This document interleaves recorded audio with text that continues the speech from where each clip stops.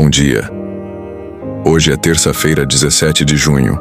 Que hoje não nos falte fé, amor e gratidão. Que possamos agradecer pela dádiva da vida, pela oportunidade de recomeçar e por cada pequena bênção que Deus nos concede. Que Ele ilumine nossos passos, renove nossas forças e encha nosso dia de paz, alegria e esperança. Pai amado, me dá força para vencer os obstáculos, coragem para não desistir e fé para seguir firme. Cuida da minha casa, da minha família e ilumina meus caminhos. Que nunca me falte tua presença, teu amor e tua proteção.